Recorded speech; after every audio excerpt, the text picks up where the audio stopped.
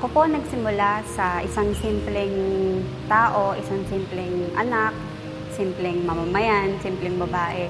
Pero nung nagsimula po ako sa Lord, hindi ko pa nakita yung purpose ko, hindi ko pa nakita yung plan sa akin ng Lord. Pero nung time na challenge ako ng Lord, nagkaroon ako ng matinding problema, dun pinaramdam sa akin ng Lord na kailangan ko siyang unahin, kailangan na dumepende ako sa Kanya, na kilalanin ko siya bilang isang matinding Diyos, isang dakilang Diyos, isang makapangyarihan Diyos. So ang ginawa ko po, sumunod lang po ako sa Lord.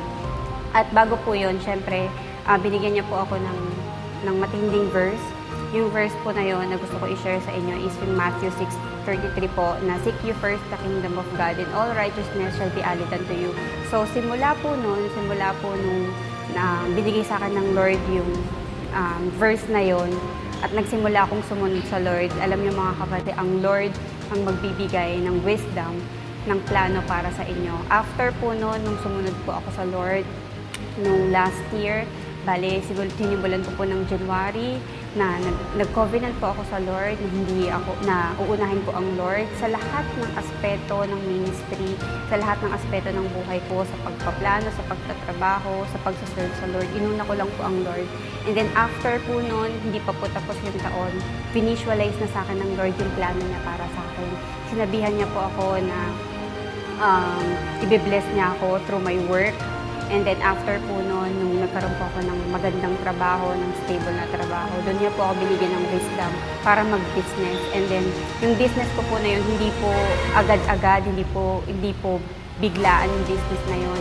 Tinulungan po ako ng Lord na magtanim dun sa business ko, which is yung first fruit ko. So nagbigay po ako ng first fruit ng panahon na yun, and then prayer request ko po dun sa first fruit ko, itinanim ko po na magkakaroon ako ng business, magkakaroon ako ng kotse, through faith, and then through action, through obedience, and through faithfulness sa Lord. And then after po noon, nagtuloy-tuloy lang, naging faithful lang ako sa Lord, tinun ako ang Diyos. And then after po noon, binigyan niya na po ako ng time, yung right timing na yun, na kung kailan nakapag-ipon na ako, binigyan ako ng Lord ng provision para masimulan ko po yung business ko. And then at the same time, binigyan niya rin po ako ng pambili ng kotse. So, papasalamat ako sa Lord kasi binigyan niya ako ng wisdom kung paano matupad yung plano niya. Actually, hindi ko po yung plano. Plano po yun ng Lord sa buhay ko. Pero, inuna ko lang po ang Lord. Kaya kapatid, kung na-experience niyo na yung goodness sa buhay niyo, pero wala pa kayo sa Lord, hindi pa yan yung the best. Yan yung good na ma-experience nyo, pero hindi pa yan yung the best na magbibigay sa inyo ng Lord. So, kapatid, gusto ko lang iiwan sa inyo yung paalala na kailangan yung unahin ang Lord. And then, yung pinakamakapangyarihang Diyos,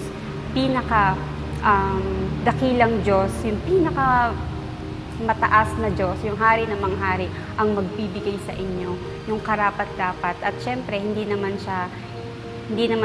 niya kayo titipirin hanggat hindi niyo siya tinitipid sa pag-serve. So kapatid, ibigay lang natin yung the best kasi ang Lord natin lahat ng binibigay niya the best. So pag binigay niya po yung the best sa Lord, isusuklian ka niya ng higit pa sa inaakala mo.